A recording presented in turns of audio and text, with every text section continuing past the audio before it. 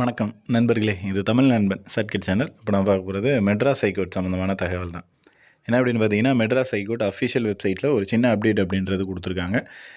அது என்ன அப்படின்ற முழுமையான விளக்கம் அப்படின்றத பார்த்துருவோம். அதுக்கு முன்னாடி இதுதான் வந்து அஃபிஷியல் வெப்சைட் mhc.tn.gov.in அப்படிங்கிறது. ஸோ இந்த வெப்சைட்டில் உள்ளே போயிட்டு தான் நீங்கள் வந்துட்டு செக் பண்ணணும். ஹோம் பேஜ் அப்படின்றது இந்த மாதிரி தான் இருக்கும். இதில் அப்படியே கீழே ஸ்க்ரோல் பண்ணிட்டு வந்தீங்க அப்படின்னா இங்கே கொடுத்துருக்காங்க பாருங்கள். தமிழ்நாடு மாநிலத்தில் உள்ள மாவட்ட நீதித்துறையில் ஓட்டுநர் பதவிக்கு விண்ணப்பதாரர்கள் தங்களது ஆன்லைன் விண்ணப்பத்தில் தங்கள் கோரிக்கையை தேவையான ஆவணங்கள் சான்றிதழ்களை பதிவேற்றம் செய்யாத விண்ணப்பதாரர்களுக்கு வந்து கால அவகாசம் கொடுத்துருக்கும் அப்படின்ற மாதிரி சொல்லியிருக்காங்க. ஜஸ்ட்டு அதை கிளிக் பண்ணினீங்க அப்படின்னா உங்களுக்கு வந்து ஒரு பிடிஎஃப் ஒன்று ஓப்பன் ஆகும்.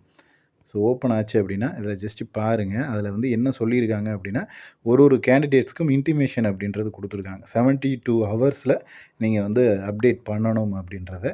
அதில் சர்டிஃபிகேட் என்னென்ன, அதாவது உங்களுடைய application number, register number, name, யாரோட பேர், சர்டிஃபிகேட் என்னென்ன சப்மிட் பண்ணணும் அப்படின்னு, experience certificate and community certificate இரண்டுத்தையும் வந்து இந்த நம்பர் அப்லோடு பண்ணணும். இவர் வந்துட்டு பார்த்தீங்கன்னா எக்ஸ்பீரியன்ஸ் சர்டிஃபிகேட். இப்படி ஒருத்தருக்காக வந்து என்னென்ன சர்டிஃபிகேட்டை நீங்கள் வந்து அப்லோடு பண்ணணும் அப்படின்ற தகவலை வந்து அவங்க மென்ஷன் பண்ணியிருக்காங்க.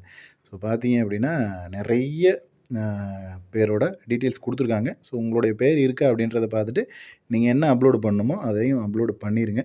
இதில் வேறு ஏதேனும் சந்தேகங்கள் இருந்துச்சுன்னா கீழே கமெண்ட் பண்ணுங்கள். நெக்ஸ்ட் அடுத்த வீடியோவில் பார்க்கலாம். தேங்க்யூ.